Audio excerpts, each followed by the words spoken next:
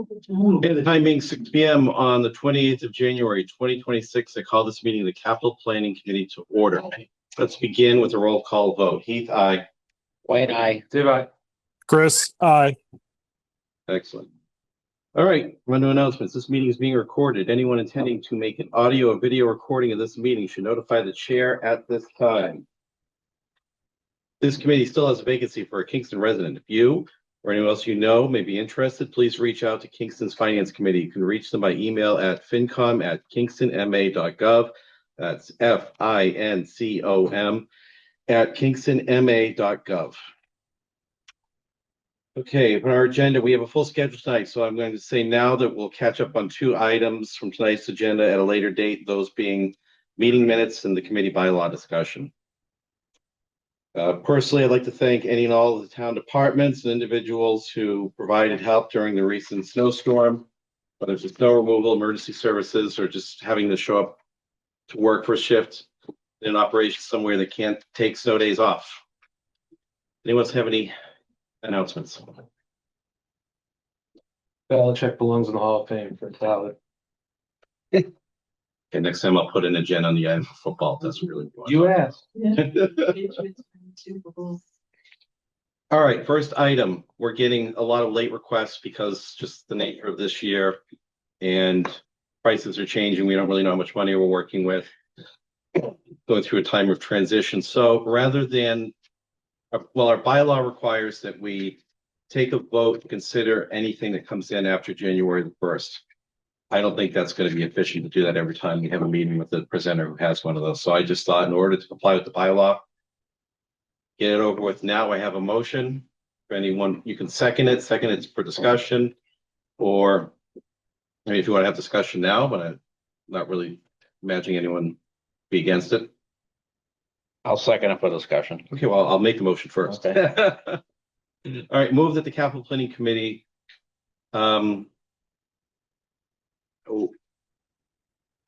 Wait. no, yeah, well, with one single motion to accept for consideration any valid capital requests submitted before or after January the 1st, 2026, and no later than February 25th, 2026. Second. Okay, all those in favor, Heath, aye. Wayne, aye. Dave, aye. Chris, aye. Okay. Good. That'll help save us some Who trouble. determines if it's valid, if the request is valid or not? Well, by valid, I think it just meant that if it was something that was actually a capital request according to the bylaw. So it fits the definition. Okay. So if something's outside of that, we're not accepting it anyway. All right. Continue discussion of the town's overall capital plan and finances. I changed the format of the agenda a little bit because when we discuss various capital, we're always comparing it to other capital. And I want to make sure that the department presentations are part of a bigger conversation about our end-to-end capital plan and not a separate conversation on their own. So first up tonight, we have the water department. Did I promise anyone a second place in the lineup? No. You want it, Chief? You have the longest drive home. No, you can give it to the tenured guy. He's got a lot more time here than me. I think he likes spending time here in the meetings. Well, all right, we have a joint request anyway. Do you have anything that you need to move on to after you present? No. No. Well, you want to make that drive home a little sooner. Sure. I'll have you up second. Great. I already promised it to Mr. Brock here. So water department. Gentlemen, thank you. All right. So we have, I think everything's the same as last year. Had, or at least what we had before us last year for this year, well cleaning pump replacement, water tank maintenance, and a new well. Yes. Yep. And projected out for, we'll be looking to do a truck potentially also. It's tough to really get solid numbers right now. Our retained earnings hasn't been verified. Does that have to go to the state or is that just done internally? It's all done internal. Okay, so Yeah. it's not like free cash where the state has to certify it. Yeah, no, we're waiting for that to come back from account. The account Okay. talks. Yeah, no, it has, I'm sorry, yeah, it has to be done through the state. So Okay, once that's done, then we'll have a better understanding where we proceed with the truck or just do the well cleaning and tank maintenance. And we still have the articles from the fall town meeting that were read inappropriately. Town meeting that need to be cleaned up at the spring town meeting. We had, Technicality. yes, they were written, they were approved, and then they were changed unbeknownst to us and cut off on the, when they were read at town meeting. So we have to borrow money out of our this year's budget to cover the tank maintenance stuff until we can get that rectified at the fall spring town meeting. So once that does, then we'll be all set. Do we have materials on this truck previously? I don't know. I have it right here. Is it a 1-ton pickup truck? Yes, so I think we'll have to go down, might go with a 3/4 ton. That's what apparently this is a 3/4. I think that's what it says right there, it's a 3/4 ton. Currently, it's a 2015 with 111 on it, This is a $70,000 truck, it says. 75. Yes, That was when it was a 1-ton. yeah, the trucks, I mean, they've gone up, so that's why we're gonna go down on the GVW to make up for that. A lot cheaper than the ones the highway department gets, I think. With the county grant. Yeah, the last truck I just got was substantially more with a tool body on it, which is a pickup truck. When you upfit it, it makes it substantially more.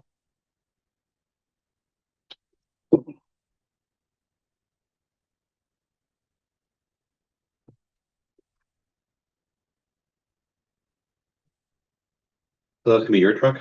Yes. And you drive a white truck for the department? I've seen you in? Yep. Yeah. Currently, it's a white truck. That's at the time when that truck had to be replaced, that was the only color available. So that's the superintendent at the time, he needed a truck. It's a pickup truck. I was thinking, I was confusing it with the dump trucks that are 1-ton for the highway department. Right. Okay, so if you can have the money for that, you'll go for that. That's 75. And then we had the pump maintenance, Well, the replacement, sorry. yeah, well cleaning pump replacement. Yeah. Okay, and which well is that? This would be for the South Street well.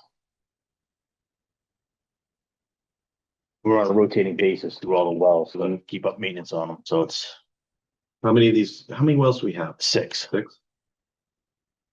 So we've done 186 well. We did Grassy Hole well just before we put the new plant online. Then we did the 186 well. We just did the Trackle Pond well. So then it would be the South Street well, then probably Millgate well and Souls Pond well. Okay. Souls Pond. What were the other ones you said? We have South Street, Millgate, Souls Pond. Trackle Pond, 186 and Grassy Hole. Was the one at Grassy Hole there before the plant was built? They were both before the new treatment that was built. Okay. And the one at Trackle Pond, you'll now have 2 there. We're working Yeah. on, we're working on the second well. Are they pulling from different aquifers, or is that why they're 2 separate wells in the same place? Or is it just the volume? It's the volume, it's the water that's in the ground, which is a good aquifer that we sit on right there. Yeah. It took us a while to acquire the property. Mhm. We should have drilled the well a week ago, but weather has, Yeah, I walked through there. I saw where you guys been clearing it, making put it in, yeah. the Open path. space committee did a walk through there. It Yeah. happened upon it. It's like, oh, this must be where the well's gonna go. Yeah, the trucks are out there. They're in the woods, but they couldn't get into the last little spot because the slopes are too slippery and Mm. more complicated now. So And how big are the equipment that comes in and drills that? this is just the 2 trucks that are there. If you were out there and saw those I two didn't see the trucks. trucks, just saw the Yeah, clear. yeah, there's two trucks. A little bit smaller than the tower Yeah. in length. Okay, does anyone have any questions about the well cleaning equipment, pump replacement? And then water tank maintenance, which one are you working on now? That'll be the Smith's Lane tank.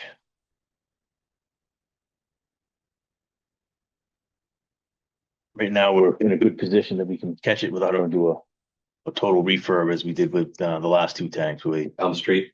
Elm Street tank and Pembroke tank. Those will blast right down and clean up. So this is going to be a cleanup and overcoat. Yeah, that's right where I live. That Yeah. tank was empty and I can hear them working inside of it. Yeah, it was a tough tough job because it took a little bit longer than anticipated, but Look it's great when it's done. done. What is the maintenance process if you're not going that far with it? So they'll go in and it's bringing things up to OSHA compliance with the ladders. It'll be increased security around it, perimeter fence, new vent on the top, for keep out insect intrusion. We'll be looking to put a generator up there for the communications that are up there. The And then communications for the water department? yes, yep, our radio communications for the telemetry that we use for the tanks talk to the wells. When to turn on and off. So it's like an on-demand system. Yes. So that water is in the tank, it's unfiltered. Nope, that's good to go. And does that go to the filtration plant, or is that for That's post. the It hydrant? comes out of the ground, it goes right through the plant Okay. and right into storage. That's available for human consumption, fire protection, whatever's needed. Okay. Anyone else have any questions for the water department? Sounds like every year. Maintenance, fire truck, fix a tank, lay some pipe maybe if you Yeah. can. Call him Luigi and Mark. Keep up on it so you don't end up like other towns that have neglected their infrastructure, and some towns have significant problems with pipes and tanks and wells. So Halifax particularly, they get some issues over there with this routine maintenance wasn't done so well. Yeah. What are they facing now? Well replacement, like needing a new well. Mm. So And they can't just pull a pump out or something. They have to do the whole thing. yeah, they can't clean them because they're too clogged up. Gravel pack wells. How'd the wells at Opachinski? You guys are involved in that, right? How'd that go? No, that's not us. No, I thought you guys went over and took a look at it or something. We gave them a little guidance and who to contact and things like that. But as far as maintenance, it's totally different. It's non-potable water. It's shallow wells. And you've got other stuff to do. When will our new well be online? What's the time frame for that? Any idea? Once we drill it and then do the prolonged pump test, and now we're in the design phases right now of the structure. So hopefully in the spring we'll be able to break ground on that, and I would hope by the fall we'll be going online. Oh, that quick. So, you guys get a price? Yeah, I remember we talked about the 5 million just being a placeholder was stuck in there. That was just a preliminary thing that Keith had kind of whipped out there. That we kind of bounced off our engineers. What do you think? And at the time, that's kind of what the going market was. But we know what it is now. No, Still don't even know the trucks are out there. No, for the structure, the DEP changes things. So like we have to have a bathroom in that building, and we have to put fire protection in it because the chemicals are going to be in there. So those are two huge cost factors. Because the bathroom has to be a tight tank Oh, because it's a public water supply. So it's never going to get used. But DEP makes you have it. It'll be $100,000 bathroom. yeah. What kind of chemicals you have in there? There'll be KOH and liquid chlorine, potassium hydroxide, sodium hypochlorite. Yes, I took a tour of the Freckle Pond plant. At ours was here. I saw from one of the tanks a pair of butyl gloves. I said, "Ooh, they're into something dangerous if they have butyl rubber in there." Yeah, the potassium hydroxide. Yeah. Okay. And don't you keep like 2 chemical rooms so they don't even potentially is it to keep them from mixing? No, it's just separate containment. There's no way they get mixed in the water anyway. But Okay. there's bulk storage, and we cut it down and inject it. Fascinating. All right, so we're going to see an article with a bond for that then, right? Once This spring? we move along, hopefully, Yeah. hopefully in the spring, yeah. Okay, so I'm sure we'll be voting on that. It's coming quick. Yeah. I'm satisfied. Anybody have any questions for the water department? Hearing none, you're free to go. All Have a lovely evening. Thank you. Thank you. Appreciate it. Okay. KPD. You hit oil when you're down there. Can we sell it from? Yeah, yeah. I had a resident with a question. I haven't said it. And oil coming out of the hydrant. Barrel it and sell it. Thank you. All right, thanks. Have a good night. Close enough to my house. I can just put in a well of my own and break from the milkshake. Falling out barrels. All right, where would you like to start, Chief? We could do the vehicles, and then Chief and I have a joint request for the service. Yeah. We're looking at 2 Chevy Tahoes, a Chevy Blazer, and a Harley Davidson motorcycle. You guys should have all the backup materials that, I sent. And you got the spreadsheet, right?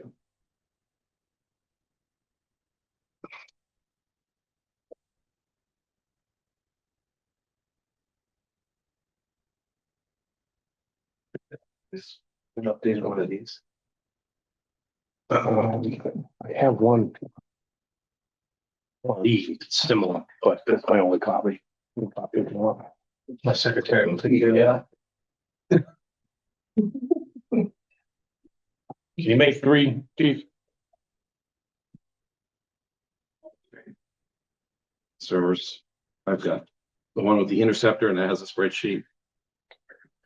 TL Solutions. Tahoe says, How the new Tahoe, well, while he's doing that, how the new Tahoe's working out. They're good. I mean, they're more functional for operations. There's more space. They're a bigger ride. You have people like me that are on the department that need room. You can fit more gear in it. The vaulting in the back is essential, in my opinion, for some of the equipment that we keep. You don't want to get it thrown around and thrashed around or anything. Thank you, sir. Yeah.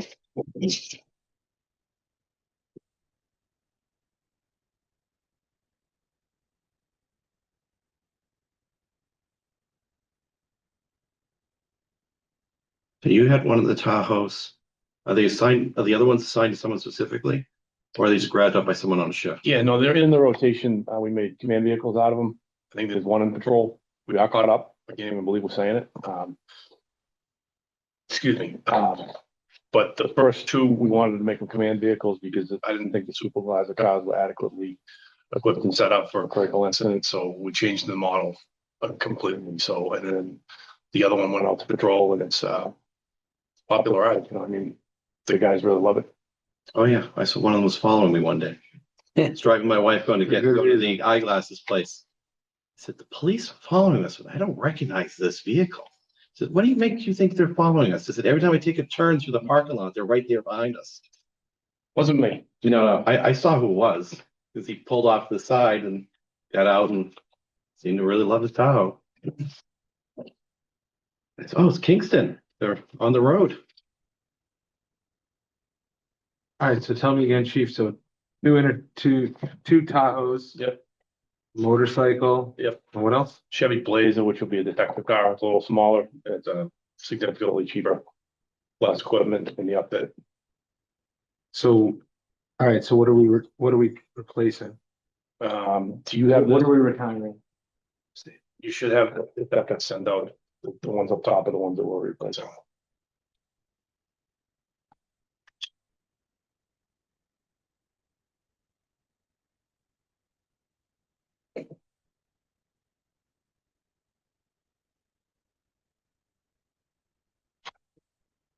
Well, will that Blazer only have a 6 or will they have an 8 in that? Don't they like come with 6 cylinders? Blazer. 2-liter turbo 4-cylinder engine. 4-cylinder. They'll have enough get up and go. I mean, it should generally, if the detectives are going to be doing something, they're going to need to get up and go. They'll have patrol at the ready to assist. Okay.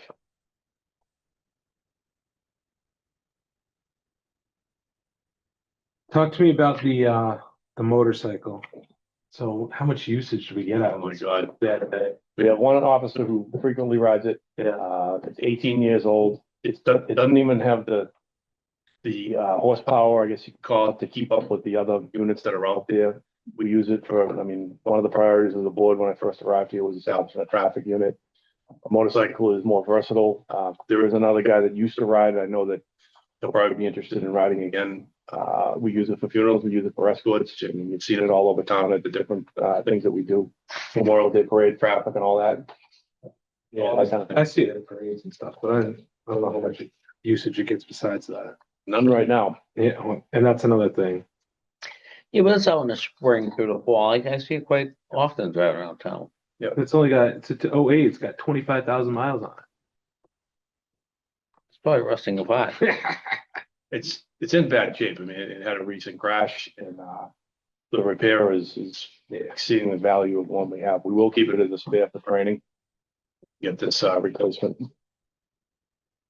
When I see these sheets on Tahoes, and then I look at these sheets that say Tahoes from TL, these are the upfitting. TL is the update, yep. Okay, so that's like a $26,000 job, and one of them's 26,680. The other one's 26,340. Is there something different between the two Tahoes, different applications? Yeah, I noticed that too. I think there's just different equipment going into one. There might be two different models that we're talking about. Two different models, Tahoes. They had something specifically on the detectives. Is there any what is other than the size? What are the differences with the detectives? They're labeled differently? They're not marked. So, but they would still have the blue plates, or are they just Nope. like, so they'll be like undercover? Yep, they're confidential plates, authorized by me. They have a vault in the back. They have a radio, just like anything else. There's no partition for prison transports, so the detective was involved in that. It's got a call. Yes.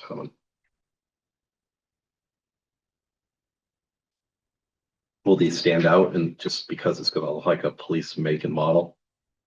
If you're on the other side of the law, yeah.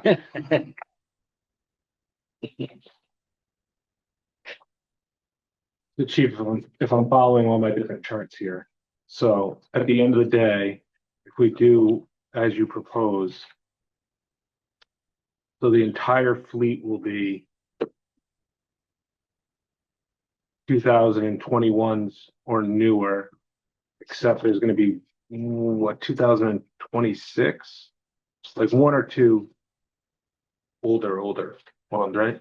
Yeah, I mean, in the long-term goal here with me and working on the fleet and speaking to you folks is we are still catching up, and if we get ahead of it, I won't be coming to you with as many vehicles per year. I mean, we're buying them, 3 years down the road, it's more money 3 years down the road because everything goes up.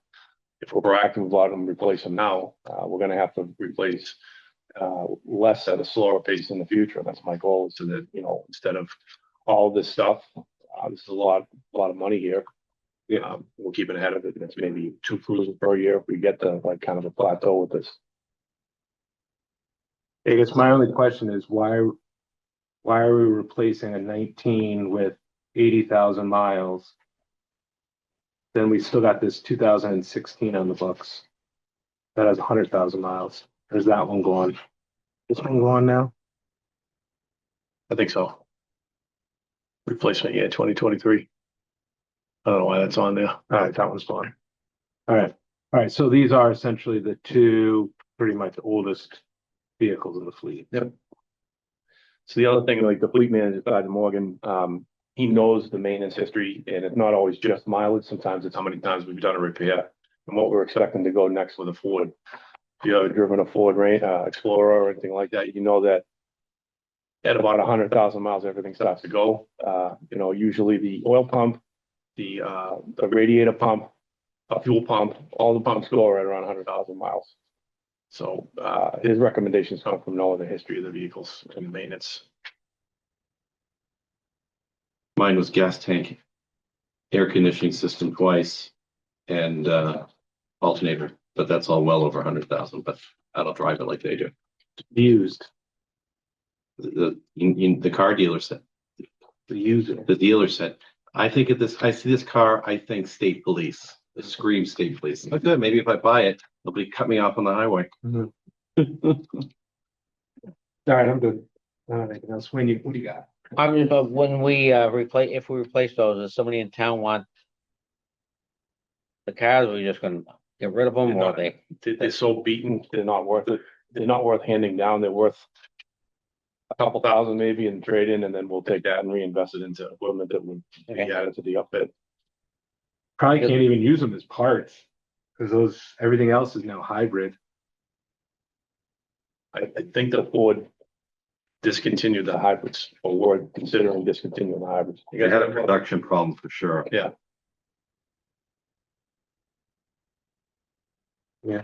Probably can't even use them for parts.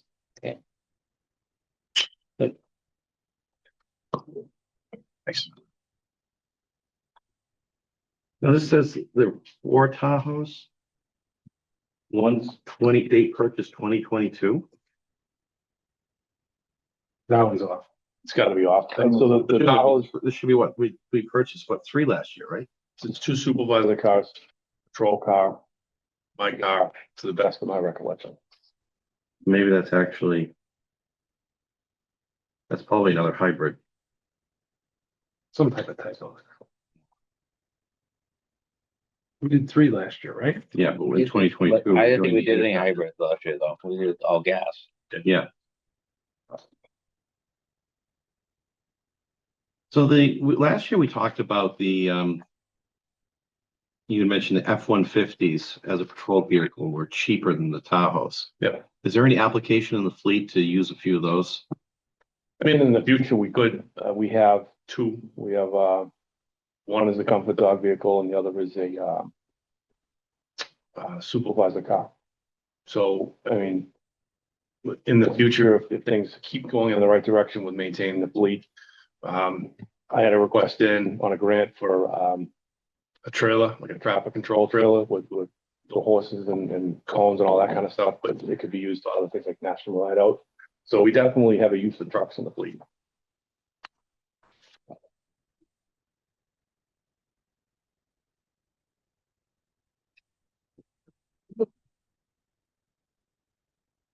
Were they 55 grand a piece? The Tahoes, The last year, the F-150s. we looked at them. I don't remember the price off the top of my head. I know it was cheaper. Plimpton uses them, and I think Halifax. Duxbury might have. I don't know if they're using the F-150, but they have to get on the beach. They have like the environmental costs in town, not the state ones. But they have somebody with the environmental label on his vehicle. They see him down at Powder Point.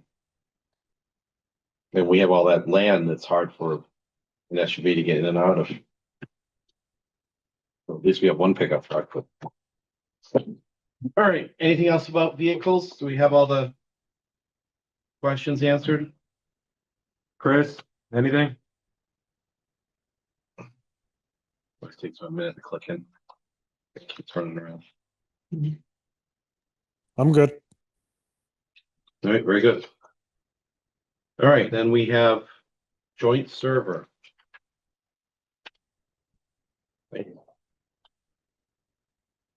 We had a complete meltdown of the server 6 weeks ago.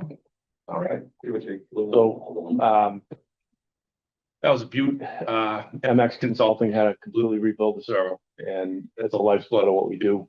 It houses all of our records management systems. It's 10 years old, I believe. It's time for an upgrade of that system because if it failed, we lose everything. We had end up having to, when the server was being rebuilt, we had to handwrite everything in the log, and then it required 24, maybe 30 hours of overtime and dispatches, go back into IMC and backfill those log entries. It's rebuilt, but it's got a shelf life. What we're trying to design is I think it's called a 2-way bus system. So fire would have a server, police would have a server, and they redundantly back one another up. So if I'm having a fire server, it's redundantly backed up to the police server and vice versa. You're talking about like everything, Microsoft Office, Outlook, IMC, the scheduling software, policy management system, Power DMS. And I'm told that the last system we had called Paymet, we didn't spend whatever was required to keep it still accessible when it was replaced with IMC. You can't even get into it. And if there's any records requests that you would be receiving from the public and stuff that predates IMC, somebody would be digging in the moldy records room in the basement for a couple hours. I remember somebody telling us, it might have been your predecessor, that the police, or maybe it was fire, I don't recall, but the police and fire service were very different. They couldn't be managed by the regular IT in town, confidential stuff or security issues. Yep. If they're talking to one another, are they still as secure as they need to be? I mean, my stuff is secure. The chief's got stuff that falls under Because you're thinking if it's like a closed Confidentiality. circuit, you want to back up in the same building, but then you need a backup for each building. Well, dispatch is, in our building for the fire department, and if he needs access to anything to go in there, I mean, he has it. The police stuff, we're required to have CGIS and NCIC by state law, and, that's, that's highly secure.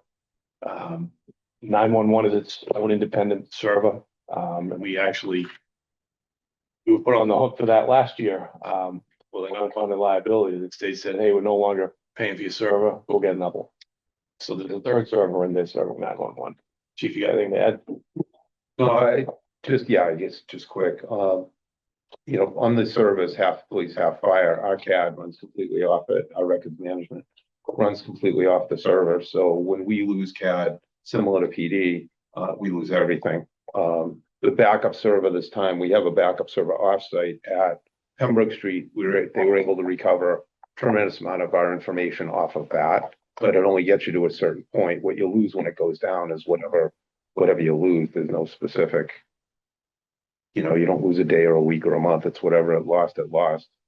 But they were able to restore a bunch of our stuff. But is there any system at station 2, or is it just on Asbury Avenue? It's just connected by fiber. Yeah. To the radio sites as well as to dispatch as well as the server. Accuracy of records, especially when it comes to the public log, is an area of huge vicarious liability. If times are rough, you can sit on the witness stand for hours getting grilled just over that. Well, why was it an entity? Why is this time different than that time? I mean, so when a system goes down, and unfortunately, the fire server went down, we were still running IMC, so we didn't have that challenge. But if you're taking paper records and you're putting them into a database 3 days after the fact, and there's inaccuracy in the reporting of your records, you could have You'd have a defense attorney for some kind of predator trying to get him off on a technicality, yes, you would. Worst case scenario. or trying to make a otherwise perfectly good police officer look incompetent because his server gave him the wrong time. That's what they get paid to do. I know the game, but absolutely, this is worst case scenario about the accuracy of the records. Now, pardon my ignorance on this, but why doesn't it get back up to the cloud? Security. Probably security. I mean, you're paying for one or you're paying for the other. I don't know. I'm not a computer guy. I just know that, the servers are, they're housing everything that we need. A lot of financial companies won't put their clients' information on a cloud for security reasons. No matter how secure they promise it to be, a lot of organizations just won't trust it. The state level, anybody that's ever had access to CGIS knows that every agency has an agency user agreement and every individual user has an individual user agreement. And then every time you log on, it tells you the Code of Federal Regulations. It says sharing CGIS information violates security can get you 7 years in federal jail. So it's probably not good to have it on the cloud. And now it has the medical records information. Which is protected by PIP, right? HIPAA, HIPAA, and a yeah. whole bunch of other laws and regulations. So that's firewall protected. Sounds So what's the nut? 83 was it? Yeah. I'm a tax guy. You can read quick. Well, it's two systems, David, working together, not one system.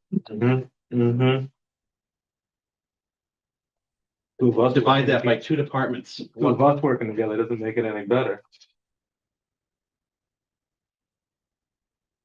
And then, I'm sorry, I'm gonna miss one. So how long are the new servers warranted through, or how long are they good for? Shelf life's about a decade as far as the warranty. I'll get back to you on that, but I'm guessing a year, and then they sell you. Hey, it's like I think it was 12 months or 12,000 5 years miles. later, the state tells you it's only meant to last 5 years, so Yeah. you better get rid of it in 5 years, so you have these liabilities that we're talking about. Right. Even though it could last for 10. you only Anything, get 5. I think nowadays, anything that if you want to make yourself believe that any electronic item truly lasts for 10 years, given the way technology advances, I think you're lying to yourself. The reality is they're telling us 10 years. That same with stuff we do. They're telling us 10 years. Look at your cell phone. It's obsolete in 5. My first By the time computer they is employ it 15 and years install old. it, it's almost obsolete. You know? Yeah, and that's what I mean. They can tell us, but that's My computer's 16 years old. It's more advanced than most of the stuff you can buy at Walmart. What? Because you're cheap. It cost $10,000 when it came out. I bought it refurbed on Amazon. It's a fraction of the It's price. now $70 on eBay. 64 gigabytes of RAM. Try buying that much RAM at the cost of, they're running at today. Unbelievable. Yes, because I'm cheap. I know.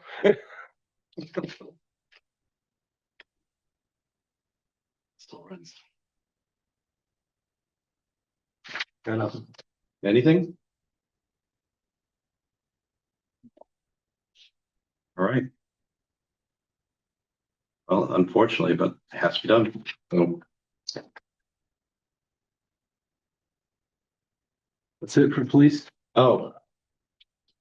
Sergeant's office retrofit or whatever you want to call it. You still looking to do that?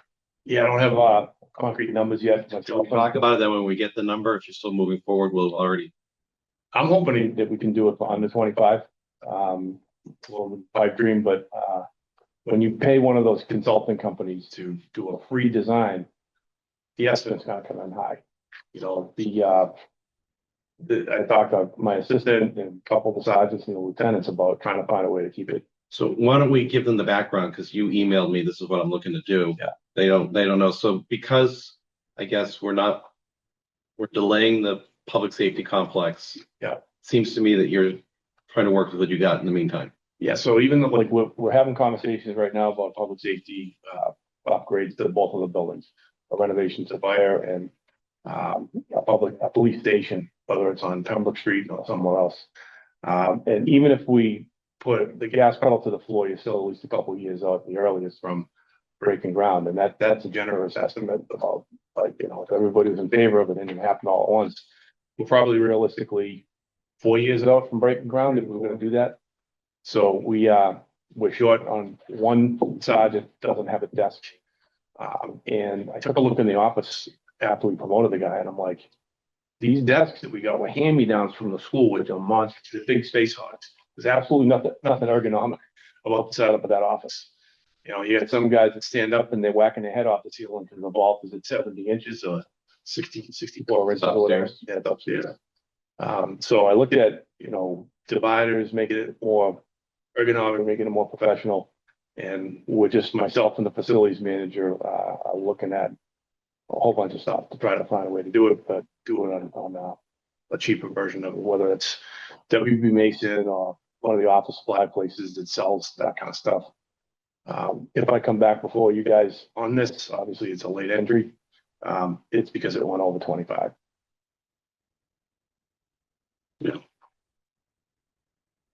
Not that you want to be looking over the internet all the time, but there's a lot of offices that bought new equipment.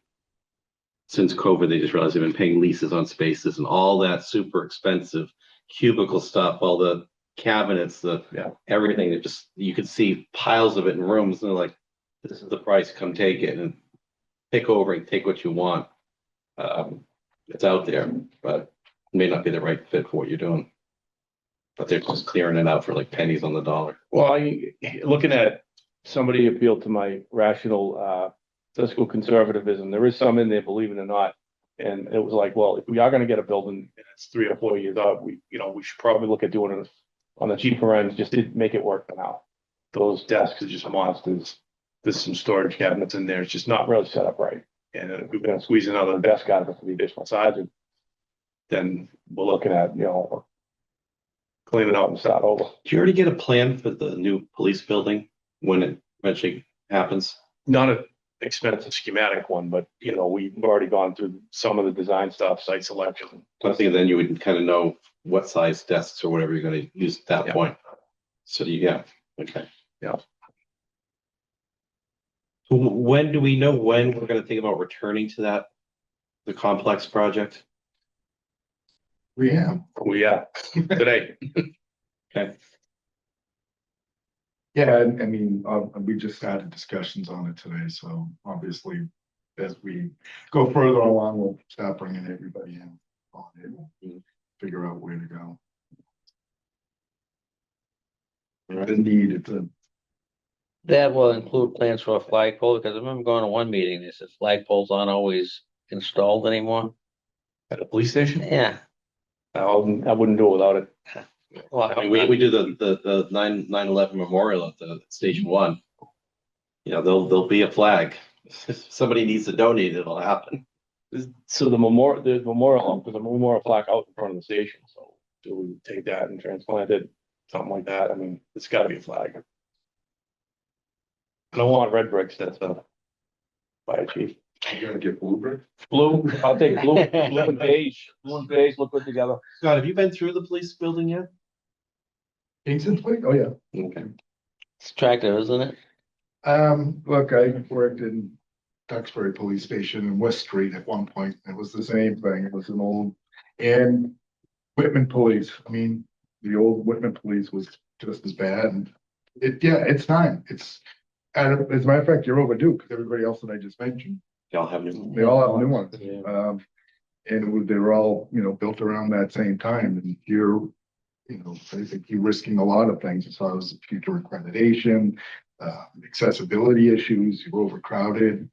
If you want to start doing work in the building, the age of the building has probably got some asbestos throughout it. So just doing minor things. on Well, it. 80s. I don't know when they took the asbestos out. Yeah.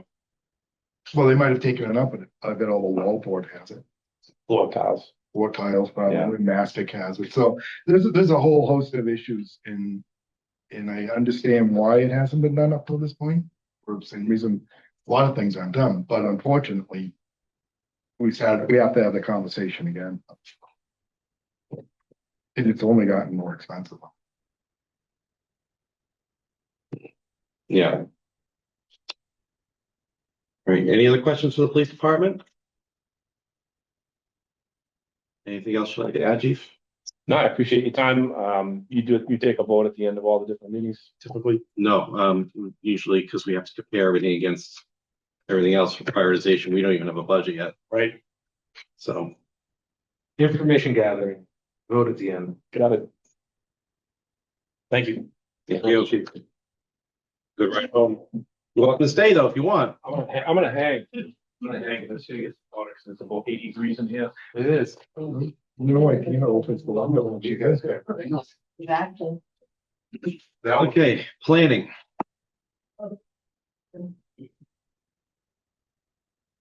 Did you guys really saw some expensive stuff? You get to wait.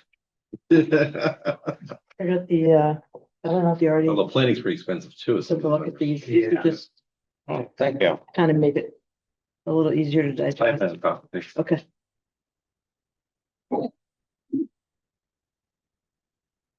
So, I have the spreadsheet entries too, but I thought I'd just kind of walk you through the slides.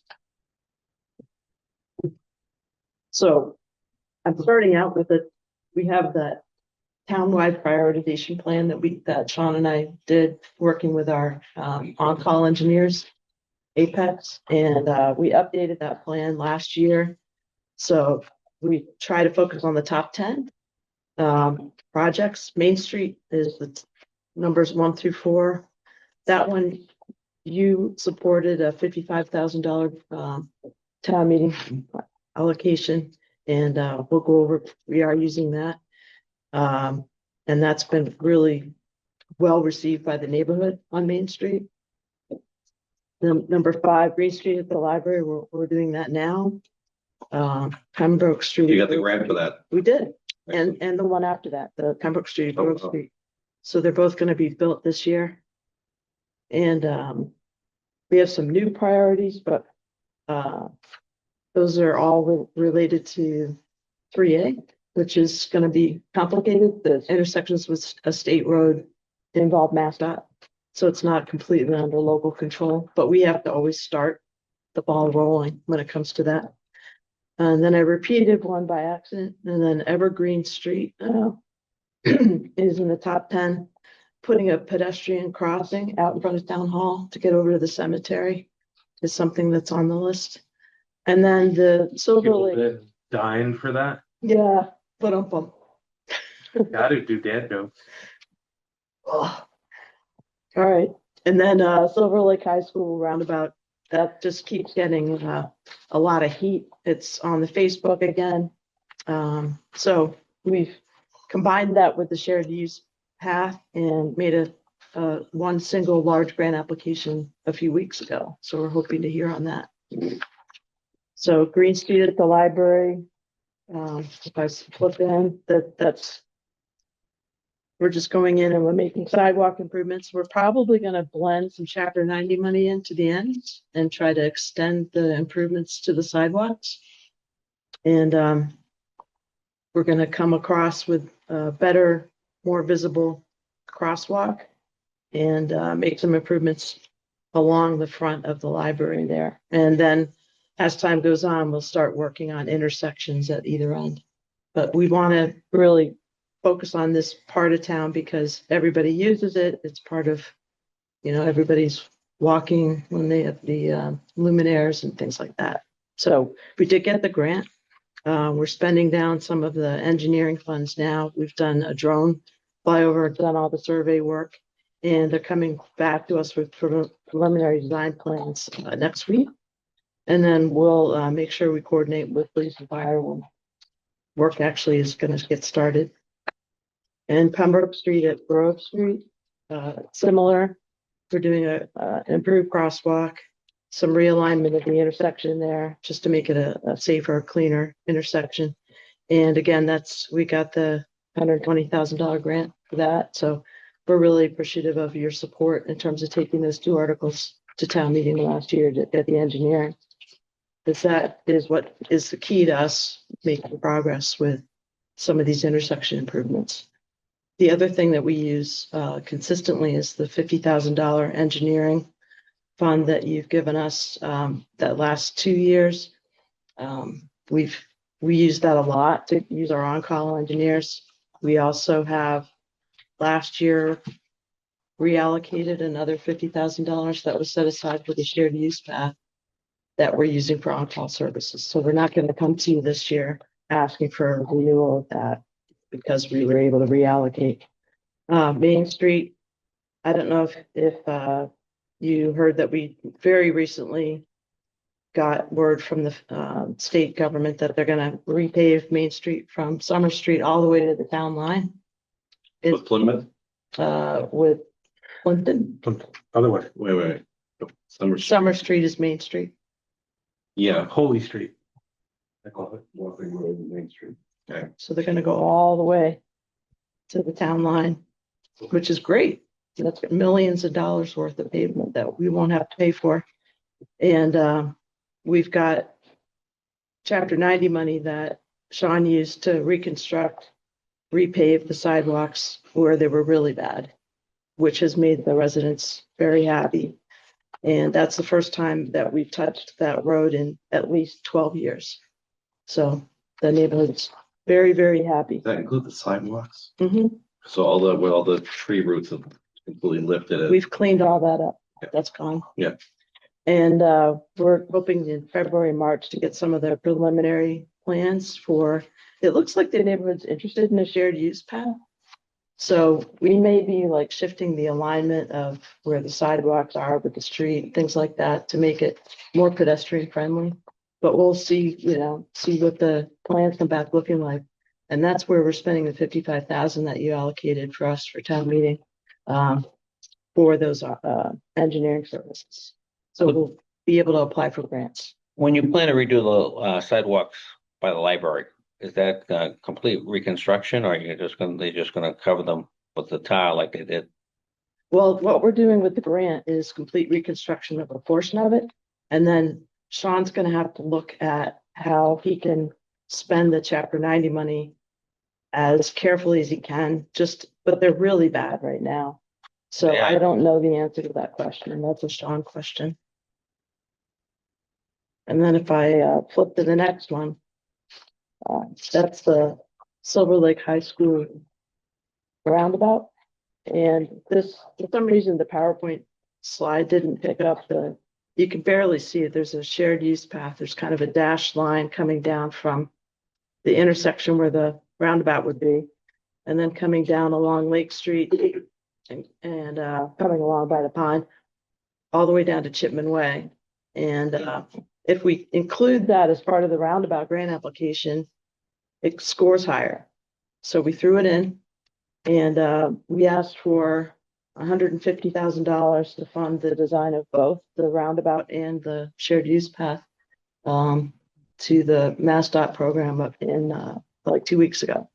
So we haven't heard yet, but we're excited because the MassDOT changed all of its grant programs to allow us to apply for all of the engineering money for the first time. Oh, wow. And the idea of putting the roundabout there is that people who are blowing through the stop sign will have an obstacle before they can do maximum damage, right?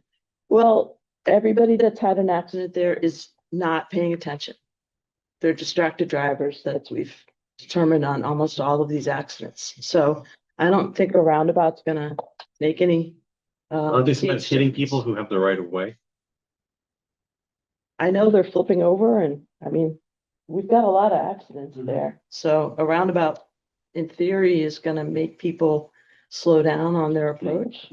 Cause right now they just blow through either way, east, west and north, south. So, so we're hoping that we can take that off of the line item where we're asking you to fund it, because last year we didn't fund it. Last year we said both Silver Lake shared use path and the school roundabout had to be cut from the request that was done by Keith.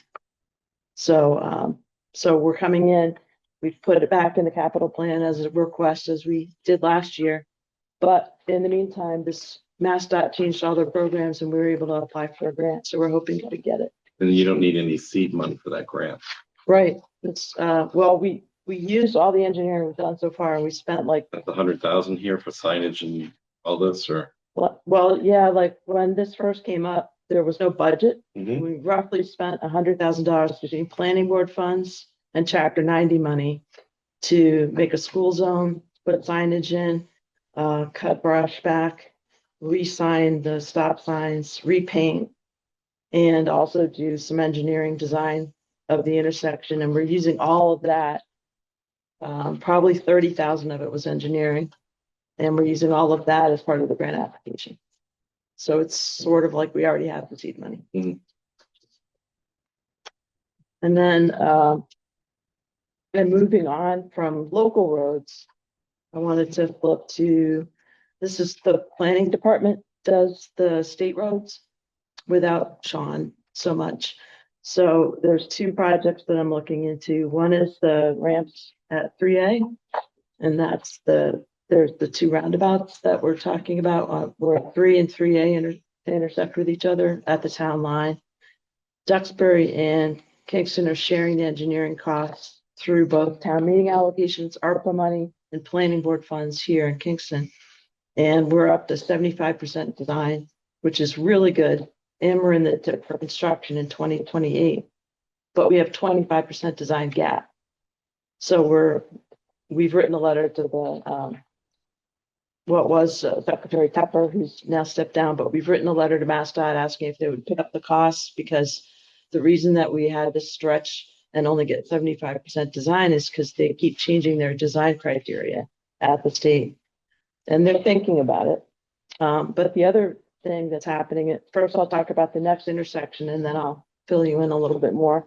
So the other one that we got introduced into the TIP using planning board funds is the possibility of the Big Y intersection becoming a roundabout. It would solve the CVS intersection and Parkland intersection problem. And it would solve the RK Plaza sort of questionable. There's no like sitting left turn lane to get into that. So we can solve all of those problems with one roundabout, no takings. And we have the support of all of the shopping centers, including the CVS. When they design that for current plus certain percentage of traffic volume. It This increases- roundabout, yeah. Because it seems to me that if you put too much volume through, they just don't work. But if you have the design for the amount of volume you get, everyone can kind of just move and. Yeah, it's pretty much built out in this area. What we're trying to do is fix where we haven't been making any improvements to these intersections for a long, long time. Like this is very old intersection. We have made no improvements, but we've allowed development to continue around it. We need to address the problem that's there. It's a terrible intersection. I know from my personal experience when I'm leaving the big wide parking lot and want to take a right. And I get that green light, the people across the way want to take my right of way right from me and not nearly cause an accident. There's a lot of accidents at both of these intersections that we're talking about. By getting it onto the tip, recently, like a few weeks ago, we got picked up by a mascot. MassDOT gave us a call, and we're looking at a grant application right now through a federal program called Build, which would pay for the last 25% design of these two roundabouts that where 3 and 3A intersect, pay for all of the engineering design of this roundabout. And we're going to look into the next intersection in Duxbury, which is Chestnut Street in 3A, which is also an accident-prone intersection. So we're looking for the design for all three intersections in one grant application where MassDOT will pay the local match of 20%. We don't pay a nickel if we get the grant. So we're working with our federal, state, and local partners to write letters of support. The planning board is paying an engineer to help us with the application. So far, the Big Y intersection, we haven't asked for any funds from you. It's all been planning board money. And we hope that we can come back. We had applied for a grant last year, but the way Doge worked and all of that, that program dried up. But we're hoping that this one would be funded. So I'm pretty excited about that. It's a lot of work. The Mass DOT is actually helping us write the grant application. So How much input will the state want to put into this? Can they kind of hijack the design of it, or are they going to leave you guys, your engineers, make the final decision? well, we're following as much as we can the MassDOT guidelines, but we're trying not to build this with tip money. This is tip money. It's 100% paid for by the federal government. We don't pay a nickel for construction. On this one, if we can get it done with this build grant, we'll go back for them for paying for it, and we'll see what MassDOT says. If it goes into the tip, it gets much more expensive and much more complicated. The MassDOT office that we're working with is brand new. They're a new agency within MassDOT, and they're reaching out to towns to try to get federal grants. So we're really excited. We're one of just a few that they've reached out to, and we have support from Duxbury. So we're plugging away at that. If you do the roundabout down by the Big Y, do you have to take some land from like the CVS parking area? No, well, we talked to CVS. Yes, we have to move the parking, but they don't lose any spaces. Okay. And they're fine with that. They would rather have a safer intersection. Oh, that's a terrible intersection. Yeah. And it realigns Parkland, so it's a safe turn. And Right. you won't have those two driveways intersecting with each other anymore. So it's really got a lot of safety improvements. Okay, and if there's no more questions about roads, there's two more. Well, I like the one about exit 22 because you're coming off the highway. You could spend 5 minutes or more waiting for the car to not, to pass, and you have space to get out. Just Yeah. go. Let's go. They're just going. Screech those tires. Just go for it. Hit the accelerator. I said this about before in other meetings that when it comes to roundabouts, brokers, whatever we want to call them, I'm a huge fan because it's an environmental design that forces you to slow down, but at the same time, kind of keeps traffic moving. So, and that was all great work. Nobody's going, has anybody gone, the one down further down on 53? All right. Duxbury. Has anybody gone right into the middle of that or? Do it once and won't do it twice. Well, it was brand new. Yeah. They got trees there now, right? Yeah. Some I'm boulders. not up to hold it. People are generally pretty happy with it. And things have slowed down. People are used to it now. No, in the state, I'm surprised they haven't found a way to put a 40B in the middle of the roundabout. They will, solar array, something. So there's two other projects that planning is the lead on that are capital related. The old fire station on Maple Street, number 10 Maple Street, is used for cold storage. And the issue has been for a long time that it's contaminated site. And we were able to get phase one study done a while back. and that was done for free. And then we got a phase two, which is really expensive, and that was paid for through Old Colony Planning Council for free. And then in rapid order, right after that, we had applied to the state for their, they call it a one-stop, but basically we applied for brownfield cleanup money and we got it. So we literally got the phase two site assessment the day that the grant application was due for the cleanup. And what we're able to do now is clean up underneath that building without having to take the building down, which is terrific because we don't want to lose the cold storage until we solve that problem. But then that lot becomes something that's a developable lot that the town owns. And that sale of that lot could cover the cost of a new building for storage. And or we continue to talk with the surrounding property owner about whether or not there's some value to our land. And we would maybe use the warehouse down the road. That's very up in the air possibility, but we don't know. One idea I heard was to turn into a public parking lot. I've Just heard that. walk over to 3A from there.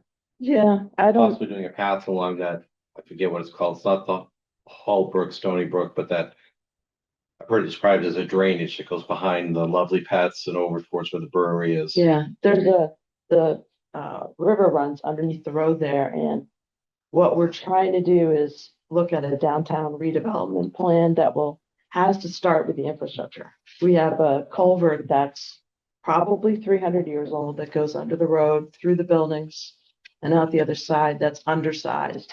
Right now, the water comes up to within an inch of the building foundations when there's a lot of flow. That's not going to be adequate when we have more tidal influence coming from the other direction. And when the dam is removed, it does get exposed to tidal issues.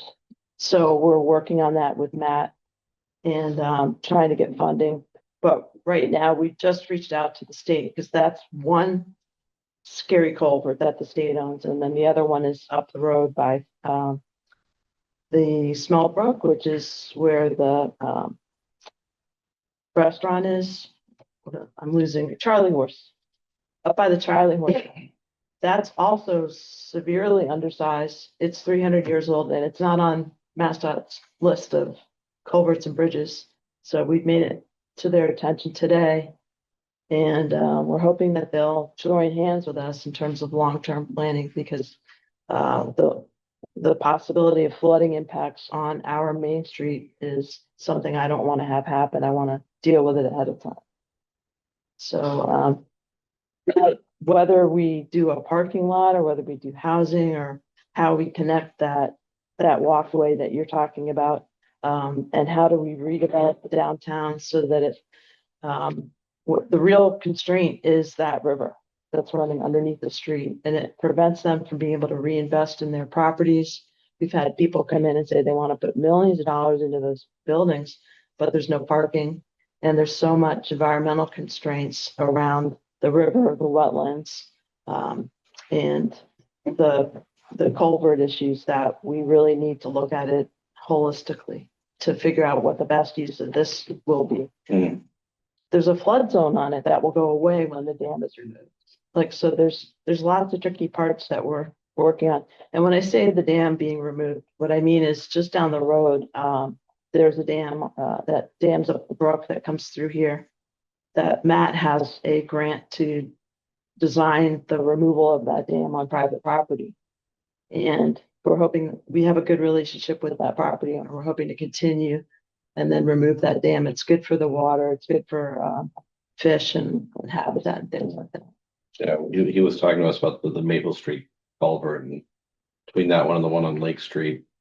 Seems in spring when the fish are trying to go upstream to reproduce, the rains are coming, sending the water down at higher volume. These small culverts kind of pressurize it. The fish die just trying to swim through it because it just wipes them out and you get less fish. Yeah. Plus you get all the upstream flooding and everything else. So the cool part is that on Lake Street, the one you just mentioned, that the Jones River Watershed Association and Brockton have gotten a big grant to do cleanup of the end of the Silver Lake there. And when we talk about our shared use path, we're gonna be able to bring that shared use path to look over this cleaned up pond that we're gonna have and probably have like a fishing pier and bike stands and stuff like that. So we see all of this kind of merging together into something really neat for the community as time goes on. That's what we thought. And then the last slide, and then I'll be done, is we're working with police department, harbor master, and the waterfront committee. They came to us and asked us if we could supply a grant application. So we were able to use the planning board money again for a local match. And we were able to get a coastal resiliency grant, which is paying for 75%. We're doing an engineering study on the town wharf because we know the harbor master's office is undersized. And we also might want to bring it higher. But where do we put it? Because already now there's flooding at King high tides. And we know that with sea level rise, that's going to just increase more and more frequency is going to happen. So how high do we put it? How do we maintain all of the parking that we have without losing any parking? We're able to now, we've gotten them out there and they've got it into a 3D visual model. And hopefully in March, we're going to have some more outreach where people will be able to see, okay, well, if we put it over here, what does that do? Maybe we put it on the part of the parking lot that was already improved and it doesn't impact any neighbors' views. And it also solves the harbor master's views and he gets bigger office. So we're aiming for a win-win and for probably Seaport Council funding for it. But we're going to apply in the next couple of weeks for phase 2. So phase 1 is where do we put it? And as a community, we're going to make those decisions. And then phase 2 is going to be design and permitting. And then the third and final phase will be construction of fixing the southern half of that parking lot, which is really old and dilapidated. And we may have to reconstruct the pier. We're doing a structural survey of the pier to make sure that if we add pavement to it, it doesn't collapse. But if we do have to reconstruct it, what do we have to reconstruct? And we're also looking at we're going to bring in some more planning board money towards this and do a structural assessment of the existing harbor master's office to decide whether or not it can be lifted and moved and or whether we need to start fresh. So if you could lift it, like, let's just say the solution is put it on pylons, where whatever they are, Pilings, yeah. Yeah. If you said, well, we can't relocate it to higher ground or anything, if we move it, put pylons, we can set it down and then we can build one extension to give them that extra space. Yeah. So you can preserve the existing building and just build them an extra room or something.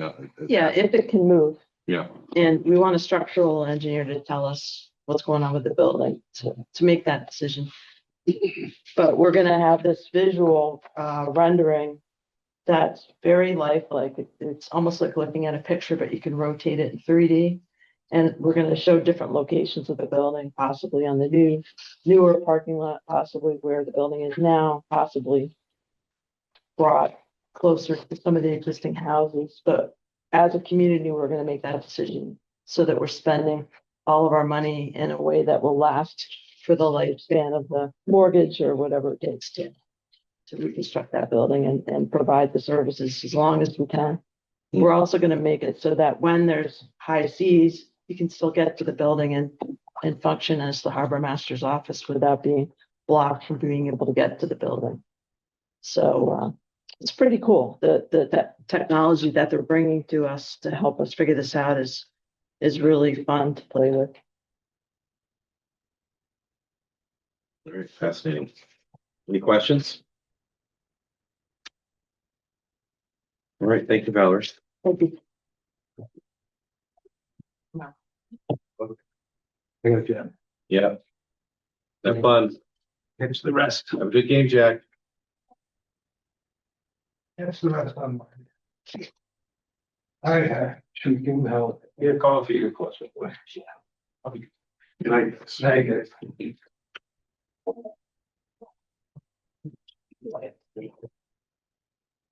All right. Yeah, it's for you guys. You just reference it. I don't think it's in the packet. I sent it to you by email. All right. Must have missed it when I did my printouts. All right, let me put it this way. I hope it's in the packet I sent you by email. You won't see it. Let me know. So You look at that. bring you up to speed on existing projects, like as I usually do. Engine one, the E1 that was ordered 1,000 days ago, arrived in July. That was put in service pretty much immediately, and that's been running pretty flawlessly since. A1, which is the first of the two remounts, that returned in November or early December. Swapped it out. A2 is now at PL Custom and completing that remount. That should be back late February, early March. The new big brush truck, as we call it, 7.3, was delivered from Steel Fire Apparatus in Texas in December. That's also in service. The next one that's on order from Smeal in Snyder, Nebraska, the engine is due in early 2027. The chassis for that should be off the line in Michigan, I would say probably April, May, June, sometime in there. So hold on a second. Engine 3 is due 27. Yeah, early 27. Provided, again, knock wood, there's no further delays. So A3, which is one of the topics for tonight, that I'll jump over to in just a second. That is got a little over 100,000 miles on it. That was purchased in it's a 2019. We got it in 2020. It was the Florida demo for PL. We bought that with CARES Act money for 380,000. That is due for, we're going to be due for remount. So 380, you said? it was bought for 380 with CARES Act money.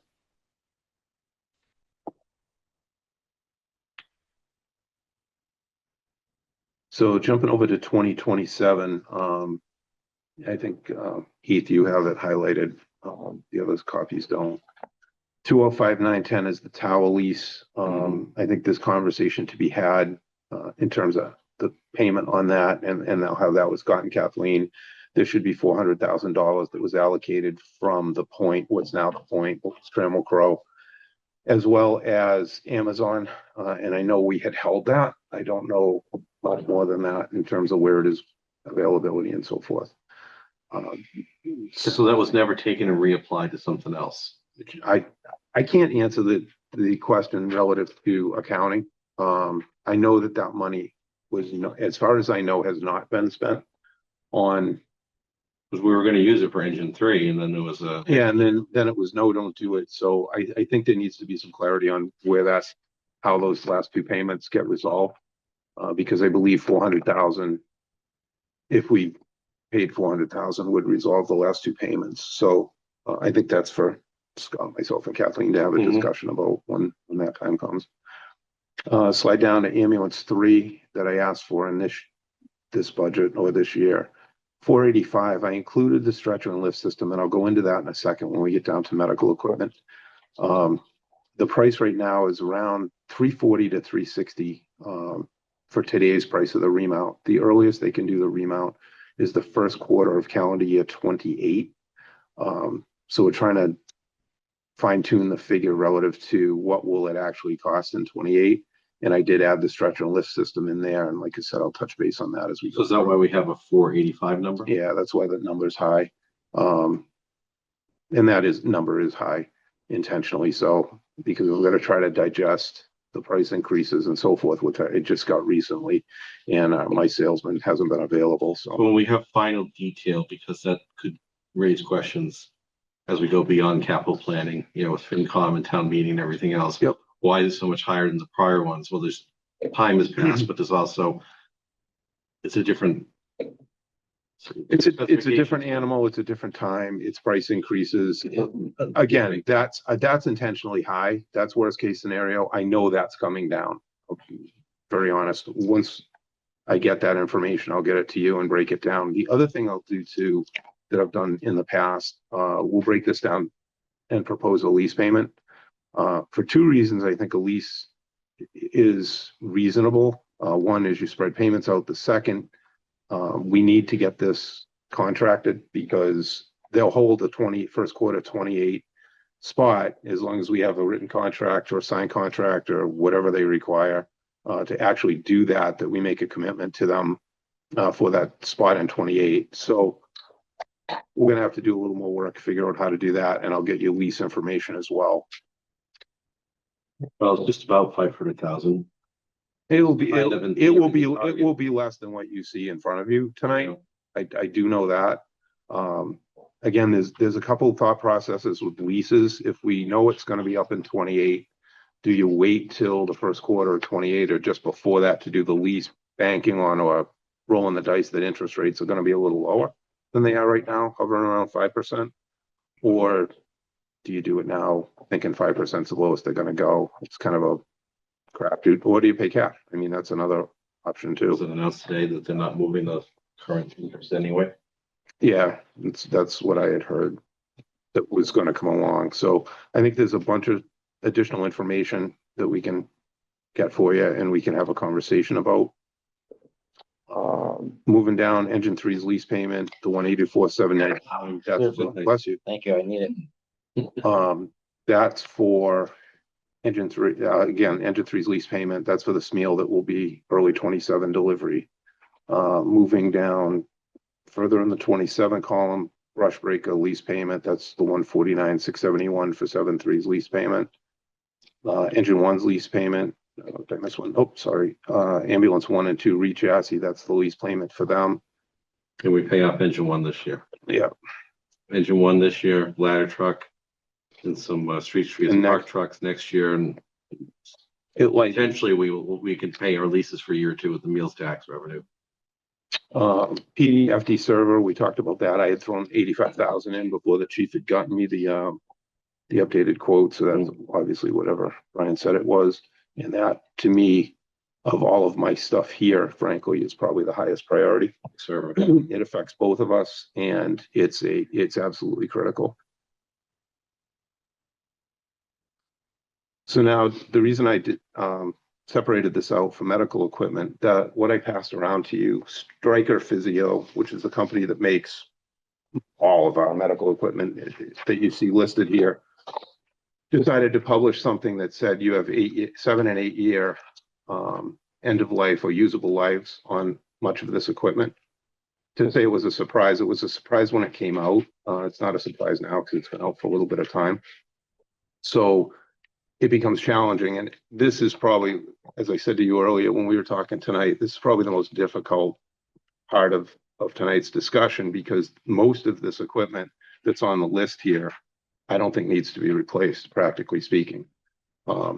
They're saying it does, simply because, I don't know, you can pull a reason out of your hat because they've referred to FDA requirements, but my understanding also is that they've chosen to attach themselves to FDA requirements. FDA has not forced it.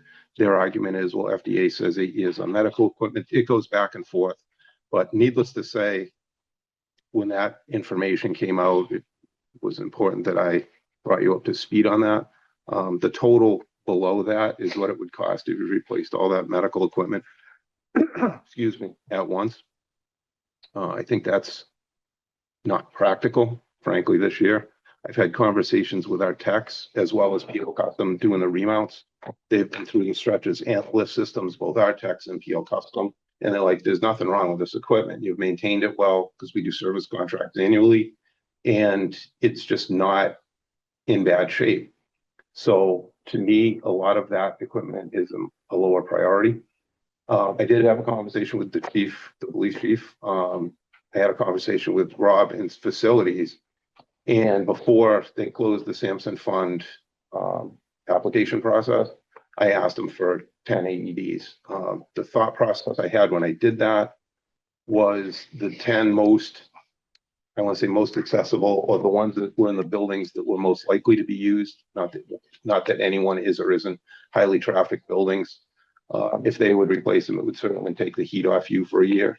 Fire and police AEDs, we see them all the time. We check them all the time. That's not necessarily the case with the ones that are in the cabinets. So I felt personally that that was a reasonable approach. And then next year we revisit the rest of them. Is that probably the best legal approach? I'm sure it isn't. I'm sure somebody can easily say that, you know, they've notified you that this equipment is at the end of its usable life and you should replace it. I mean, that's certainly, but practically, I know we can't afford that kind of money for this equipment this year.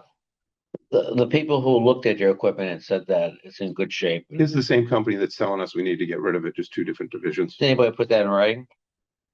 The service techs do it every year and give us a report. Only because it's a liability exposure. If somebody gets injured or something happens, Yep. and it's Well, right, we, they get we strike had, goes. we had the playground at the elementary school. It had been inspected by the same person who did Grace Beach. Right. So I said, they said, the inspector said you have to shut it down to the school. The school didn't know what to do. Shut Said, it down. I don't trust that inspector, the one you used. Talk to somebody and figure out something can be done. They called the manufacturer and a playground designer. We all gathered and looked at the playground, and they said, what they're claiming is rust is discoloration of the galvanized steel. This is not grounds for closing a playground permanently. We can replace the damaged pieces. And Right. and what happened? We spent like 70 grand on which included what, $35,000 in fundraising. And now they have another 10 years. And he signed a letter, said, I certified this for another 8 to 10 years. He takes on the liability essentially by doing that. Yeah, so you can see why I said this is so challenging, because Right. practically speaking, I mean, the techs are saying, you're okay. Pass. And they come out and repair them. They're under service agreement, all of that stuff. And then what you have in front of you It's something totally is different. something totally different. So while I rarely say cover your ass in public, part of that is this, without question. I mean, I have to bring this forward simply because of that document. Right. The practicality of affording all this year, I think, is probably unrealistic. So I'll go. And you said you spoke to town council about this? Yeah, she and I have had a conversation back and forth, and she'll say the same thing Wayne says. I mean, if somebody tells you that, you know, it's something's at the end of its usable life, it goes bad, somebody gets hurt, it opens the door. There's no question. I don't think anybody could reasonably say otherwise. But again, practically speaking, that's Yeah, what we those said. AEDs don't qualify for something like the opioid funds, right? There's no like little fund someplace that you can use if you simply position the request properly. I think one of the things that I've grown to realize is the opioid funds, town to town, city to city. There's a lot of, what's the best word to say?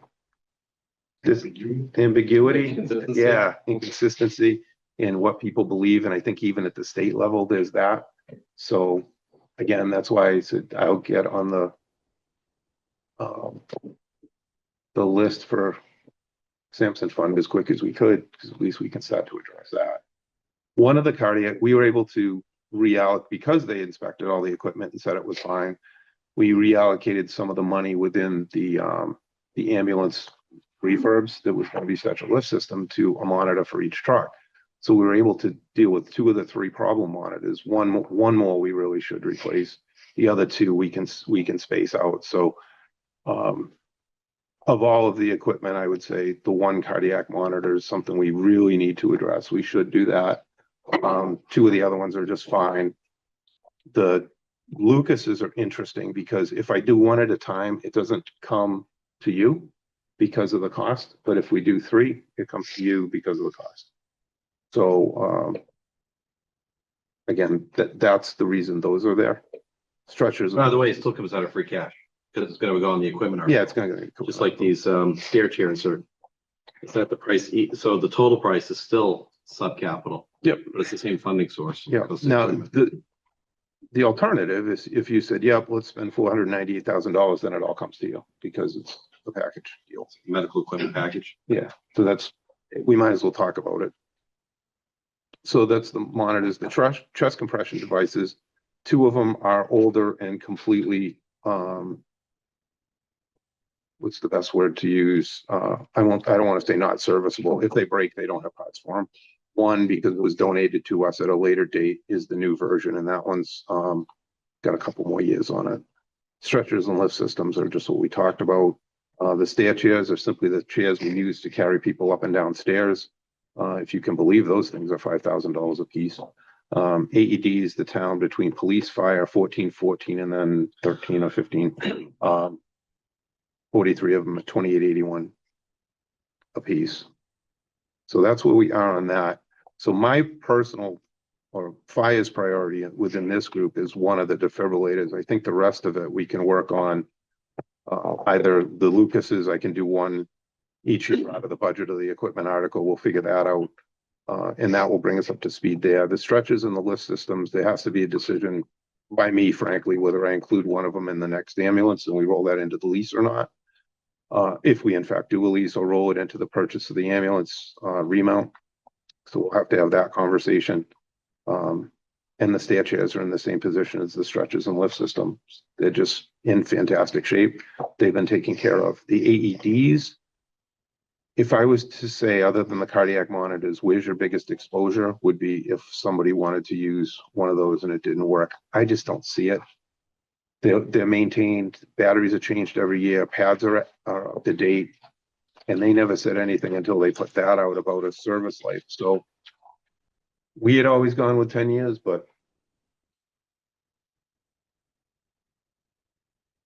so that's where we are on that. I apologize. There's more unanswered questions than answered questions. If I had to say, you know, from a legal perspective, what should you do? Yeah, replace it all. I get it. But from the financial perspective, it's unreasonable. I don't hate the idea of combining some of it into a lease if we have to do a lease for the A3 remount. So I don't think it's going to add terrifically to every year's payment. The other, I'll throw another little wild card out. And I'm almost afraid to make a phone call and ask this question, frankly, of our ambulance inspector. When he comes in, he looks at everything, he looks at service tags and everything that goes with it. I'm curious when the state catches on to this and says, hey, guess what? You've got expired equipment. We have not heard that, and they'll usually give you send out an advisory before they do something like that. And we have not heard that. So if this was a generous money year, I'd say go for it. Let's do the 500,000 and get it over with. Well, one thing I'm wondering is, and I think I may have talked to you about this, Scott, is that maybe I forgot, I don't recall, but I'd like to know how many sources of funds are supposed to go to capital stabilization. So I get the feeling there might be, other than the meals tax, there might be certain budgets around town where unspent money is supposed to go to capital stabilization if it's not used. I've heard that there's at least one, but I don't know a lot about it. Because it could be that they're finding other things to do with some of this money that maybe was originally designed to go to capital stabilization. I mean, It would certainly, take some pressure off some of the leases. certainly, yeah, certainly. And again, we have a dry mouth, sorry. We have to have a conversation about the tower money that we'll certainly have in-house. The ambulance contract, I'll narrow that down and I'll get back to you with a very specific number, or as best I can, given it's going to be a year and a half out. And then the question remains, I think openly, how do we want to handle the additional medical equipment, if at all? Well, I think that probably the priorities are, we have lease payments we have to pay. Yep. We don't have enough money in capital stabilization, so therefore we transfer from free cash to cover that. That's kind of like the priority. Free cash, I mean, in addition to all these requests from all the different departments, it also has to cover the equipment article. And we are probably blowing past our snow and ice budget. Oh, So that's a guarantee. You'd be $400,000 to $500,000 by the time you're done.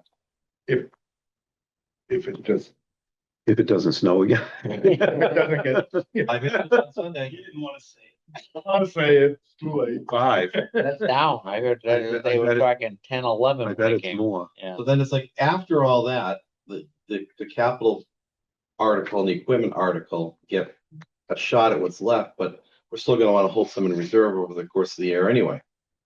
Without knowing what that number is, my gut instinct just says it's not gonna be good. I just told her going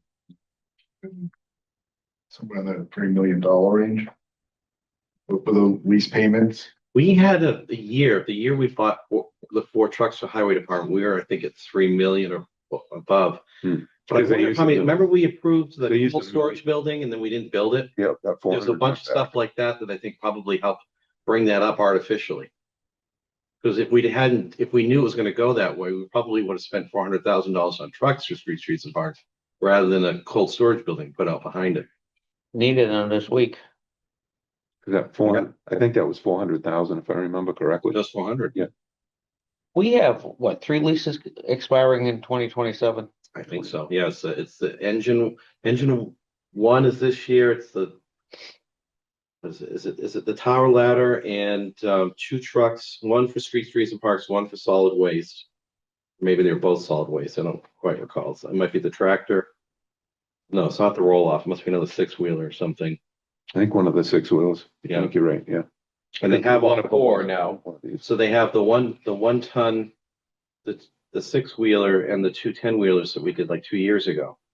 And they put the wool wax on the other Right. side to protect them, and they're all out on the road. So that's good. Well, if we can hold Glad off, we did it. if we can hold off a year for the medical equipment, Yeah. if we bought it by lease, it would be. But see, I think if potentially if we're already doing an ambulance remount, and we the could- downside of not doing it is the liability. Right, we could add it to that Could it just add in, and what would it cost? What would it add to the annual lease cost? payment. Because when we go to finance committee, they're going to have opinions about how expensive something should be to be leased. So at And 756. that number was kind of set by Carl Pike, and I agreed with him that we probably should be using leases for anything under $500,000. He's on the selectmen now. That's kind of the benchmark. I haven't heard of anyone argue with that. So that covers your medical, and it's going to be a lot, but yeah, I don't know. We don't really know. There's a couple of things you can do here lease wise, and I can certainly, that's why I wanted to, before I went doing that and wasting time, get an idea of what your thoughts were. I can break the ambulance down a little bit, obviously, because that's just intentionally high. We could roll 1 monitor into that if you wanted to. There's a host of things we can do. You could do 1 lease for the ambulance remount and the medical equipment. That's certainly doable. If you look at the 756, that will give you an idea of what your lease payment was at 756. So if you're down or up, kind of gives you a little bit of a benchmark for 5 years. The stair chair, that's FinCom can, I guess, work that out. You said that the ones you have are still fine, right? Yeah, no, It's not a specific line. You've had them how long? They have to take a beating. they just aren't that bad. They don't take the beating you'd think they do because we don't use them that often. Okay. They use them, but not nearly as often as a stretcher or the lift systems. In the cardiac monitors, we do about 1,900 ALS calls and about 800 to 900 BLS calls. So they're used on every ALS call. So the monitor you can figure is at least 1,900 times a year. One of them is going to be used. So they get frequent use without question. Stretchers and lift systems, of course, because every time you load a patient, unload a patient, they use. We're trying to solve a problem here. It seems to me sometimes, I just say this theoretically, the solution seems to be to move the ambulance revenue to capital stabilization and, replace it in the general fund with, taxes. So it's going towards, it's operating budget. We're using that for operating. I know that nobody really wants to do that, but Only if the that's numbers, somebody at a higher pay the grade. numbers you've seen, or the 1.5, 1.6, whatever it was. 1.7. Yes. Plus for ambulance revenue. When you look at your vehicles plus the equipment, and this is not like equipment. It's like, oh, it'd be nice to have this. We'll see if we can do it. This situation is an oddity. It's completely, I say completely unexpected. I knew about it a little while ago, but as far as, did I see this coming 2 years ago? No, absolutely not. This stuff should have been on a regular rotation. Does the state have any guidelines on this, or? They have guidelines on everything. And so I will not ask the question because as soon as I ask the They're question. gonna say replace it. Yep. It's kind of almost, I hate to say it this way, but ask for forgiveness instead of permission. Right, yeah. Because if I call them and say, hey, Stryker says that all this equipment is at the end of its usable life, they're gonna say exactly what you just said. Why wouldn't they? They'd be Right. foolish not to. What is the ambulance inspector gonna say this year in July? Can't answer that question. I simply don't know without asking, and I'm afraid to ask. And then they'll give you time if they say, yeah. Oh, hell no. They'd give you order time. Did say today, okay, this is expired, we'll give you the time it gets to get a new one. And that's about it. We'd have to wait till special town meeting, spend money we not even have then. Yeah, it would put you definitely in a bind, but I've not gotten the sense from anyone, any of the chiefs who have undergone inspections recently, that this has been an issue. So I feel more comfortable keeping my mouth shut than asking the question.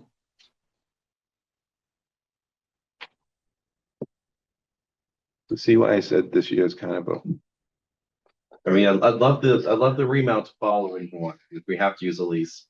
It's a nice clean transition, eventually. And it's a little easier to add in the medical, but yeah, I can usually come to you and say, I'm, passionate about my plan, not this one. Right. No, A3 absolutely needs to be done. That needs to get scheduled one way or another so we can reserve that 28 slot. Whether you chose to start paying for it in 28 or not, that's certainly a reasonable discussion to have. with the lease company, go with Yeah. like a 29 or a 30. You can figure that different ways. And you can only remount an ambulance one time? Nope, you can do it more than once, but when you do it more than once, the second remount gets into things the first didn't. So you say your ours go 7 to 8 years, give or take, maybe 9 if you pushed it hard. So you're talking about a 16-year-old module at that point. So you're getting into a lot more wiring, a lot more switching. You're probably doing lighting, guaranteed you're doing upholstery, guaranteed you're doing floor. and Plus you're- everything you did on the first one. Yeah, plus you're doing everything you did on the Okay, first. so when we one. did these, the first two, we did in the same year with the lease. Cost of a new ambulance was what, 500,000 or Right 525? now, No, back when we did these remounts. yeah, you're. And these were 5.5. 300 something thousand to do the remount. Yep. You're At over. this point, it's almost like you might as well buy a new ambulance because Right. Yeah, you're at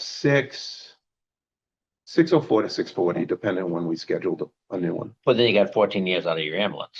Yeah, oh no, I like doing one remount. Right. Because you got 14 years out of one module, When absolutely. they do the remount, they must do some wiring though. That's Minimal, because the company we buy these from, PO Custom in New Jersey, designs these to be remounted. It's one of their sales features. So the wiring, it's all interfaces. So the only challenge we had this year, sorry to get into this so deep, but the only reason some stuff's been delayed, there was a challenge going from the 2016 module that's on a Ford chassis to a 2024 Dodge chassis. So they had some interface challenges, the way the box and the module match, along with the computer in the chassis. So they had to work through some challenges. They've got them resolved, and A2's been moving along a lot quicker. So that's the only place where you typically run into challenges is model year and platform change. Platform meaning different chassis manufacturer switch over. The Dodge is just a better chassis. Well, when they do a remount, they give you a new VIN number too, correct? No. No. Well, yes, they give you a new VIN number for the chassis, but the ambulance module production number remains the It's the same, same. which is that serial number for the module. And then when it gets registered with and licensed with the state, it's licensed as a remount. So what they still do is the box will remain under the regulation when it was built, but the chassis has to meet current specification. Which doesn't sound like a lot, but it can be sometimes challenging. And do they go through the braking system too, or they change? The chassis is completely replaced. Okay. And then the module is blasted, media blasted, disassembled, media blasted, painted, prime painted. They now polycoat some of the lower module. Everything goes back together, letter it and deliver it. It's about a 6-month process now. they galvanize the underside like you do with the fire engines, or is that not a thing for ambulances? Can't gal the aluminum. Well, I'm sorry, what? Can't gal the aluminum. Oh, they're using an aluminum on The module's all aluminum. I mean, underneath, Underneath aluminum underneath, like you check. the whole module is Okay. is Right. aluminum. Yep. So let me ask you this. What was just saying, Chris, do you have any questions? We haven't called on you in a while. All good here. All right. Poor guy either fell asleep or jumped out the window.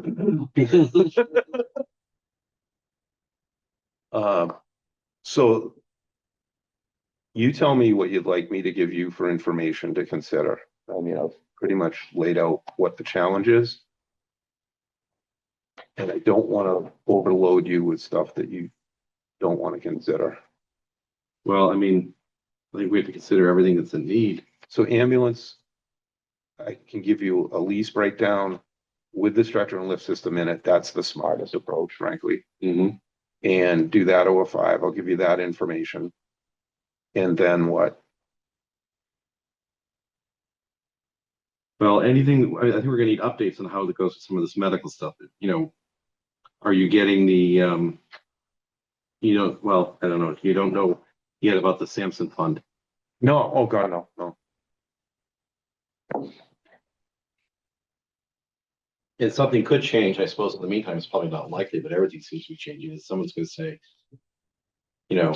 it's a bigger liability than we think, or it's not really a big deal because somebody from another company signs off on it, and was that worth doing? In what way? Like you had like the use of the tech inspectors, Yeah, they're from Stryker. You Mhm. can't have some, well, but you have two divisions of the same company giving you conflicting information. yeah, pretty much. Yeah. Yep. Yep. But nothing's to say that that doesn't change either. I could have a tech come out tomorrow and slap a tag on it that said end of usable life, don't use. Right. You never know that either. I think I need to see what we have for a budget. That's one thing. We Yeah, need to I mean, know I- what we Oh, have. believe me, I get it. Practically speaking, you know how I feel about this. I think it's, We need our free cash number. We need to know how much we need to transfer in order to make, through a warrant article to make our current lease payments, not including, or maybe including if we were gonna do anything starting this year, but I hope we could wait a year or two on the first payment. If that happens, we need to know what we're paying snow and ice. So we're not even there yet. And then you have the equipment article. There could be things that are just as important as just small. Right? I don't know what the other departments are bringing. oh yeah, no, believe me, I'm You not got here, stuff that's I'm not here for potentially going there. competition. I No. just had to give you the bad news. No, appreciate And that. then you have to know what the town wants to, and then you don't go into town meeting knowing what they want to reserve in free cash or if they even care, but you have to, the town administrator, the finance director, the selectmen, the finance committee, they all have opinions about this is what we need to get through the year held in reserve. And out of all that, that's kind of what we have to work with and the finance committee can do for equipment. So we're a ways from really, we can get the free cash number, we still don't know where Well, that's we're why I at. say we've got time, and I recognize, having done it this long, all of those challenges. That's why I'm asking you if you want any information that is unique.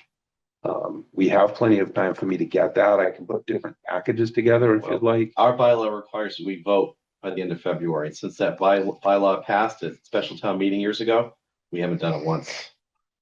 And because it's just, things don't get done that quickly. Right. So I think what we're probably doing, I don't know what the free cash situation, how that's gonna be resolved, but if it does run late, they're gonna have to postpone town meeting because we have a budget Finance committee hasn't sat down, I don't think, once to talk about a budget. I looked at the calendar, am I missing FinCom meetings? I haven't met, so I'm guessing we're all trying to get everything ready. So again, They haven't been scheduled yet.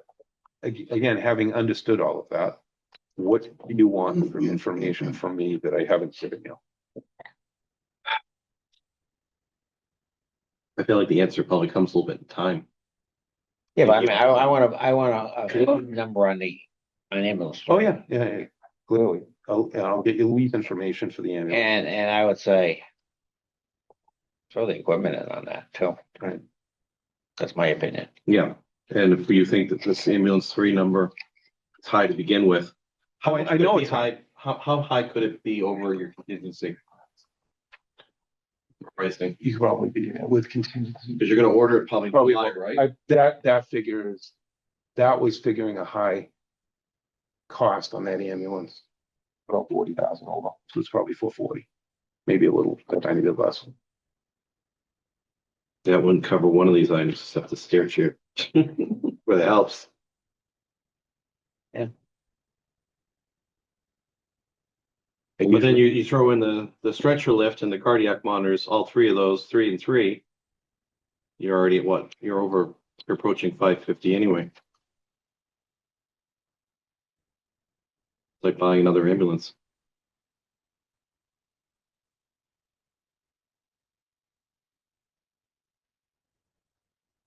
First ambulance I bought, if it helps you out, was 65 grand.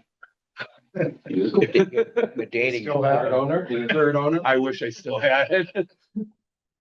Year was that? You don't wanna know. Were you the chief? No, I was the equipment coordinator, Ah, 1986. Oh, wow. so you were in Maple Street then. Oh, yes, we were, and it was the first time we bought a second ambulance. I remember when they built It's 1986, Smith Lane. 1986 Ford wheel coach. Mhm. Yep. So I will break down stuff. I'll package stuff up that seems reasonable to me. I'll shoot it over to you and you can share it and send it back if you want no information. Yeah, I feel like it's kind of like some of the other big things we've gone through where it wasn't. Thank you, Al. Bye-bye. It wasn't resolved in one meeting. I don't want it to become 4 meetings like the 4 trucks did, or, how many times you talked about the track list, at least 2 meetings, once when we thought we were gonna do it. Then we had to hold back, and then we spent an entire meeting just discussing that one piece of equipment that's attachments before we were set to go. And this is multiple things and it's more expensive. And the liability is an issue, but it doesn't sound like we're too worried about the performance of most of the equipment. Which of these things here Would be the most, I know you said the server is your big thing. well, it is because it's joint use and it really, if it goes bad, it goes bad for But- everybody. Among these, what's Priority? yeah, So it would be obviously the server because that's Yeah. used by both of us. Obviously, the lease payments are a must. You have to do where do you that. have to do that? Um, But I mean, like the cardiac monitors. would be one cardiac monitor and then the ambulance would be my order of priority. And the reason I do that is because the ambulance is not something you'd have to spend money on this year. We're really looking to get approval so we can reserve the spot in 28. And I'll talk to Blake tomorrow, the lease company, he's a very good finance person, about what his thoughts are on This community leasing. Interest partner. rate? CLP, on interest rates. See if he's got any stock tips, so. Yeah, I asked him that one time. He said, buy low, sell high. And that Yeah, really wasn't. yes, I always said. Warren Buffett been saying that for 60 years. You can know what to buy low though, you know? He made billions. Buy when it's low, buy when it's high. If you're selling, you're losing. There you go. And these guys, and I know he's gonna, if he's gonna say anything about anything, he's a supply chain analyst. He's gonna say something about this. Logistics guy. Is it? He does for a company that owns multiple other companies. Is there have any of the manufacturers and shops told you there's any easing of these wait times? Yes, They're catching up. yes. Yeah, catching up, no. Easing of the time, yeah. Yeah. PL Custom is not one of them. Emergency One is not one of them. These companies that have in the thousands of back orders, they're just crazy. Pierce Manufacturing. Talking to a chief that ordered a Pierce 4.5 years out. Carver's Ladders 5 years out. Are these the ones where the towns are getting pushed down the list because they don't spend enough at the company? No, they're going in the queue. And like I said, Ladders with Pierce are going in the queue at 4.5 to 5 years. And you own the price increase over the period. Oh, no kidding. You can't lock in. Seems like a bad contract to sign. It does. Well, if you want the unit, you gotta sign it. It like a good salesman of ours said, if you want, the way we have to approach it is if you want it, that's what it costs. Just not enough competitors out there for those guys, or?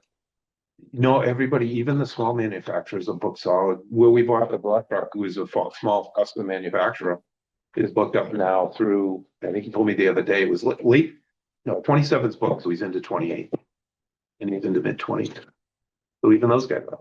Yeah, I think I sent forward the pictures to you. He sent some pictures of the truck being put together in shop, and it looks like when you see those like industrial strip malls and a company gets like a bay where they can work on multiple vehicles, almost like you ever watch that show, Orange County Choppers or something like that? Yeah. Not as fancy, but a shop of like that size, and they're building brush breakers. It's big. Their shop is a lot bigger than you Really? The pictures, it doesn't look like you're in a big factory in Michigan or Ohio or something. Probably 6 bays in one building, 5 bays in one building, couple outbuildings that have. Plus they have to do, they move them from building to building based on the Yeah. process, yeah. Yeah, because they keep anything that you sandblast, they keep away from paint. And anything hydraulic, you have to keep away from sandblast. So everything's separated out to accomplish that. So I will get you some additional info. I'll get it to you. Let me know if there's something that I can help you with. That's Well, the other thing is I probably could work on this, but maybe Scott can provide some input at some point. Is we need to take all these requests and get them on a spreadsheet, because the only way to decide on one thing is to know what you're doing with the other. I mean, there's some stuff on the list that they're nice to have. I don't mean fire, but just in general, they're nice to haves, but I don't know that it competes with some of these things. We have got the front side of the Reed building, we heard last time, that's a big problem, but well, why aren't we going to CPC for that? Not the Reed building, sorry, the Adams building. the front, like I said, not to be redundant, but the frustrating part of this is I'm asking you for stuff I flat out don't believe needs to be replaced. But apparently somebody thinks it does. So it is what it is. Right, it puts you in a vulnerable position if you don't. Yeah, I mean, like I said, and I hate But this in a because town too. I don't like doing this. I don't. You know how we always work with this. We talk through it and we move some stuff and make adjustments and allow for other people. And I hate this with a passion. But I can't not bring it to you. Right. I mean, this looks all day long like lack of planning and a whole bunch of stuff, and it's not that. It's just damn frustrating. And there's no recertification mechanism for some of this stuff. No, it's tested, and the downside to most of this, all of it, is it's tested by the company that manufactures it. And, independent testing companies, yes, there are them out there. But then you get that competition between the independent and the manufacturer, and legal is always going to side with the manufacturer. Even though the manufacturer's got inspecting division that tells you it's fine, and the sales rep says it's not. Yep, I mean, that's not a conflict. there's several conflicts, And the hospitals have to be facing the same dilemma. So hospitals fall under FDA. So FDA's requirement on the hospital equipment is emphatically 8 years. For most of it. And I started to get a little more information, and I haven't gotten real clarity on how this all transpired. Everybody's got everybody's got a different opinion, so yeah, nothing. And you're not gonna get a solid opinion from the No. feds. And No. again, this is perfect. If I ask the question, everybody's gotta be prepared for the answer. And if the answer is replace it, or you lose your ambulance license, that's the answer. Right. But what have we got coming up in the couple of years here? You've got the parking lot pavement, repaving back on. In the parking lot repaving, likely, so the way Keith used to ask for it to be done is regardless of where the money's gonna come from, put it on there. I believe, in conjunction with A certain developer. a development, we're gonna be able to take care of that. That project. Yes, you push the boat out to 2029. Yeah, because we're still working with the harbor master to reevaluate how we respond. And I'm not 100% convinced that this size boat with this expense is necessary. Shift commander's vehicle, regular replacement, the deputy's vehicle, regular replacement. The F-350, I moved out, we replaced one body panel on the bed, which was rusted pretty well. Inspected it, and he's like, yeah, you're good for a while. It's got about 55,000 miles, give or take. So we undercoated it at highway, serviced it, and we'll get some more time out of it. Okay, you've got a big price for air packs. Air packs I put in early. I think that might get kicked down the road as well. I wanted to get that on the radar because what NFPA does is the air packs are required. You can go 15 years or 2 revisions of the standard. And provided NFPA doesn't do this next standard early, which has been in the wind, then our air packs will be good for a little longer. If they do a revision that's early, That's the two revisions. So I put that in there for a conversation. Much like the boat, it could get pushed out, or it could be, we could have to move it forward. What's your brand of choice on those? So we were talking about that earlier, Scott. So that's the 28 for those is kind of advisory. Station one roof replacement, that's something we didn't talk about. Well, facilities, I think, brought us. Facilities put that in as well. And they did that in your concrete resurfacing, because you've got the radiant heat floors. Yep. They don't want that to get exposed. Right. So how is we saw a picture of the roof, looked like there was standing water. On what? Station one, the roof. Yeah, there's always standing water. There's been standing water up there since 1999. Yeah. They cleaned and coated the roof with that white, what do they call the white poly? So it's a poly base, polymer type They product. did that, but that's bubbling in spots. Rob's been really good at fixing the spots that leak and taking care of that as it comes up. But, you know, he did point out the last time they were up there, it's got more patches than original roof, so it's probably time. Now, what was the price? It was 165. Excuse me. Where does that fit in on your priorities? Because because that's on his list. I let that But if go you're on his telling list. me that that's not that big of a deal and that the medical stuff is, we can pay for some of the So medical stuff. again, when you look at, I try to look at it from a different view. My priorities have to be the medical equipment simply because of the exposure. Can't help it. I mean, just has to be. Rob's has to be. He's not gonna Get involved in that problem. he's not gonna prioritize my medical equipment, right? So his priority, because of what he does, is the roof. I was hoping we'd be further along with, I think we all were, with the police fire project, and this would just, that's why I kept The getting. bond would just take that. Yeah, your and you generator. just do it and all, everything else. you have to pay, you do it all at once and you're done. That doesn't seem to be moving along quite as quickly, so. Like Rob said, as long as we keep patching it and it doesn't leak, we're in good shape. I think Rob said there was it 10,000 total or 10,000 per year or something, and keeping that roof repaired? Repair, I think, yeah. It's not like 10 grand. So that means if he could keep doing that for another year or two, Well, We leak and damage the medical equipment. But yeah, you can take care of the cardiac products. what we hope for is a good storm. Because I think it's only a $5,000 deductible. Even if it's a $25,000. But if you clean it off with the snow blower up there, you probably void it, right? You know, I was thinking windy day and utility knife, but I didn't say that. Then they might say it's a pre-existing condition. We're not gonna cover anything. So anything else on there? Not for me. No, but I think that's the way we're probably gonna have to be thinking is, you know, it's a fire asset, the roof. But are these things more important than spending the facilities request on the roof, when really what fire needs is a server, some medical equipment, and an ambulance redo, which we potentially pay for the ambulance the first payment next year or the year following. We would have to decide this year which year it was going to be. We couldn't be like next year and say, oh, can you hold up the payment another year? No, you already You signed can. the document. Really? No, You delay another year? They'll delay it. The problem with doing leasing that way is you pay interest from the beginning of the lease. In other words, you may not make a payment this year, but your interest is accruing this year.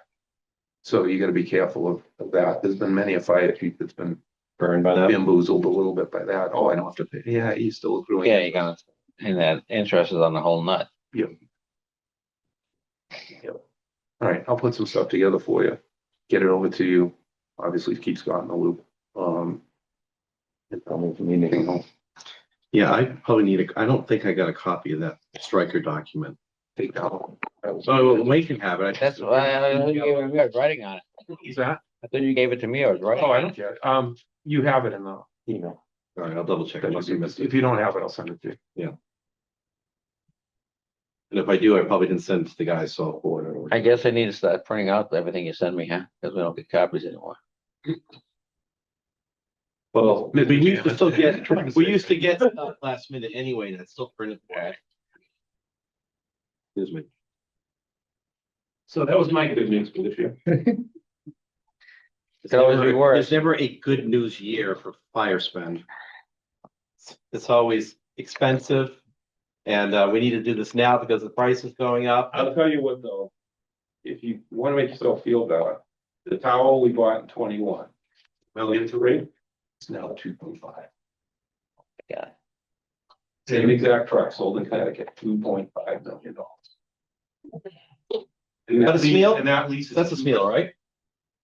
Yeah, that's a Smeel. And they make them in Connecticut. But it's sold in Connecticut, signed in Nebraska. But that loan is 2%. It's unbelievable. And 400,000 from Amazon And when's it due to be replaced? 25 years. From now? About 30 years, yeah. From You get the last one, what, the 90s, right? Right? You had a 75 footer? 94. Bought that one too, just saying.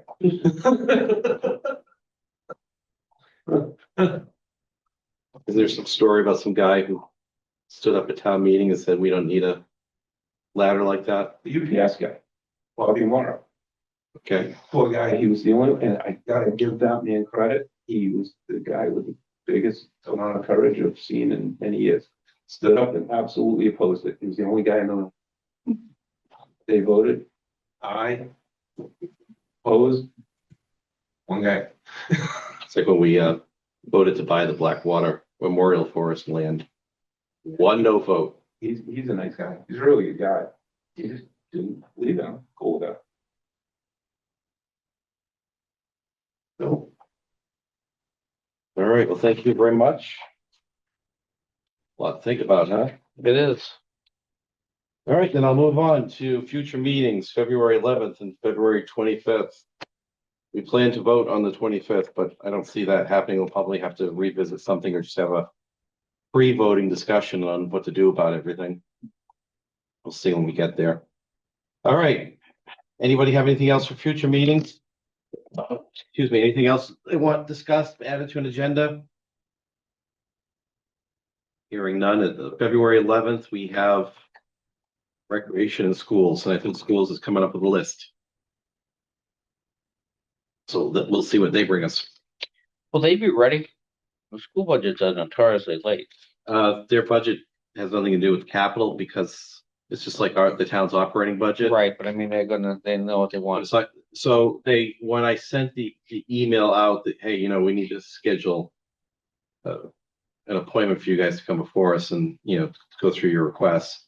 They asked for a little extra time because maybe they haven't started that process, but they should be on it now. And I haven't seen much in their requests that reflect the building envelope study that they did a few years ago, where everything except the roofs on the exterior of the building were assessed. Right. I think KES had something like 1.2 to 2 million plus dollars worth of exterior work. So I don't know if they're planning to get a bond to do it or if they're going to chip away at it, come to capital for this, go to, somewhere else for something else. But the cost is like little vents and stuff sometimes up by the roof where it's like, 200 for this, 1,200 for that. Their maintenance budget might cover small things. Right. It just adds up. So I don't know what they're planning to do. We saw in their request, they had a $500,000 rooftop chiller they wanted. I think that's for KIS. They need hydraulics, I think, for the elevator. That's probably a safety concern. Some other stuff they're going to be asking for. So we'll see when we get there. All right, member comments, questions, concern. Anybody got them? Hearing none. Motion to adjourn at 8:04. Okay, Second. I'll second. Chris beat me to it. You seconded it. And let's have a roll call vote. Heath, aye. Wayne, aye. Chris, I forgot he wasn't here. All right. Motion carries. Meeting's over.